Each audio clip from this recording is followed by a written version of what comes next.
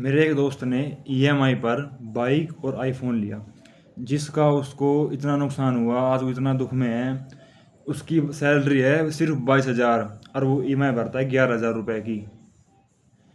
पहले उसने जब मोबाइल निकाला ईएमआई पर तो उसने सोचा 2,500 रुपये हर महीने देना कोई बड़ी बात नहीं है, मैं आराम से अफोर्ड कर लूँगा। फिर उसने ली एक बाइक। बाइक की ईएमआई अब है 6,000 रुपये और 3,000 उसकी 8-9 हज़ार रुपये हो गए। अब देख लो, उसने 2,500 सोच के लिया था, अब क्या हाल है उसका। वो 9,000 पर महीने भर रहा है। अब जब हम कैश पेमेंट करते हैं ना तो हम थोड़ा कंट्रोल में करते हैं, हम ओवर स्पेंडिंग नहीं करते बिल्कुल भी। पर जब हम कार्ड या ईएमआई पर लेते हैं ना तो पैसा हमारे हाथ से नहीं जा रहा, हमें फ़र्क ही नहीं पड़ रहा, हमें फील ही नहीं हो रहा पैसा जा भी रहा है पर वो जा रहा है। उसने ये सोचा 2,500, 2-3 हज़ार, 5,000 क्या फ़र्क पड़ेगा। ऐसे धीरे धीरे उसने 2-3 चीज़ें ले ली, जिसका उसको अब 8 से 10 हज़ार तक की वो ईएमआई भर रहा है। हाल ये है कि उसकी सैलरी तो आती है पर उसके पास नहीं आती।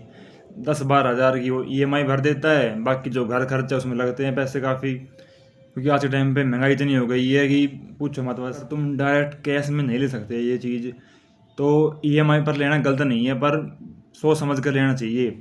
अब तुम्हारा बजट है 20,000 का और तुम मोबाइल ले रहे हो 60,000 का, तो तुम फंसोगे।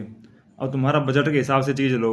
रूल सिंपल है, अगर कैश में नहीं ले सकते तो ट्राई करो कि ना लो, अगर लो तो उतना लो जो तुम्हारी ज़रूरत के हिसाब से हो। ओवर स्पेंडिंग मत करो, क्योंकि ईएमआई, क्रेडिट कार्ड, इन सब चीज़ें ऐसी है कि ओवर स्पेंडिंग बिल्कुल आराम से करवा देती है। बिल्कुल आराम से, आपको पता नहीं चलता कि मैं ओवर स्पेंड कर रहा हूँ।